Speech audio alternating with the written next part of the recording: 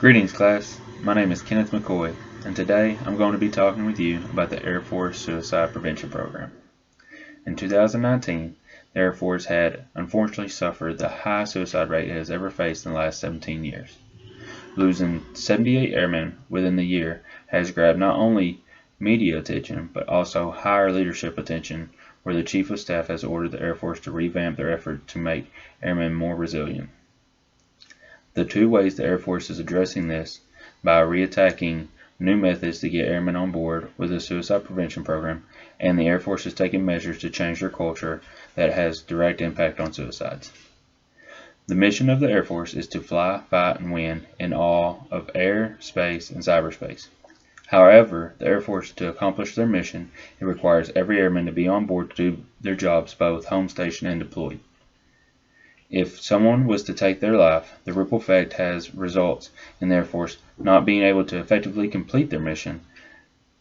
Now that you understand why suicide is such an important matter, I will cover the steps the Air Force has taken within the last year to help reduce this issue. When a person takes their life, it affects everyone, from airmen who are financial providers to their families. Taking their own life cripples the support the family has.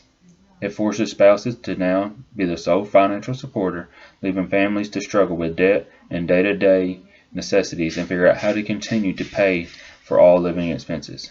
It also leaves spouses and children abandoned from having a mother or a father and can lead to many psychological issues. Suicide also affects the Air Force because the person had a job that is no longer able to accomplish it.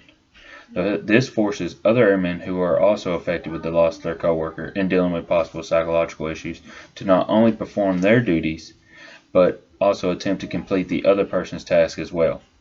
Every job in the Air Force is specifically designed to help the Air Force work towards their mission. The pressure to perform additional duties can be tolling on the remaining coworkers and lead to deeper effects. With that being said, the Air Force must take care of their airmen to ensure they are truly effective in meeting their mission and reduce the likelihood of failure. Back in 1996, the Air Force created their Suicide Prevention Program. This program consists of 11 overlapping initiatives to keep airmen safe and resilient. It is aimed to strengthen social support and promote developmental and social skills and change policies and the norms to encourage effective help-seeking behaviors.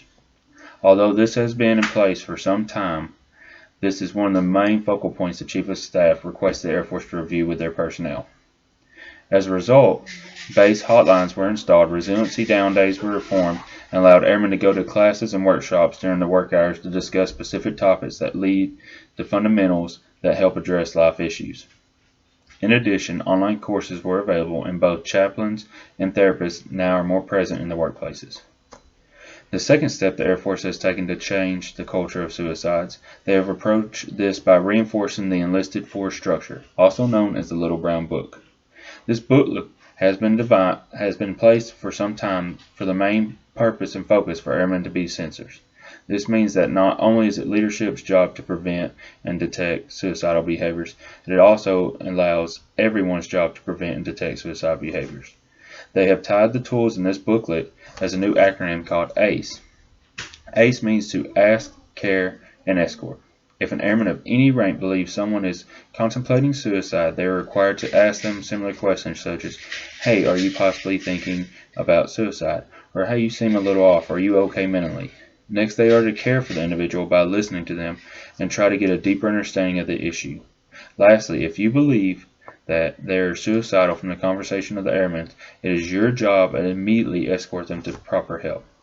Today, I have covered the effects of Air Force suicides and the steps the Air Force has taken to reduce the issue by reinforcing the suicide prevention program and changing its culture. However, please remember that if you believe someone you know, military or not, is contemplating suicide, that you should always complete the A steps and do everything you can to prevent suicide from happening. Thank you for your time and have a wonderful day.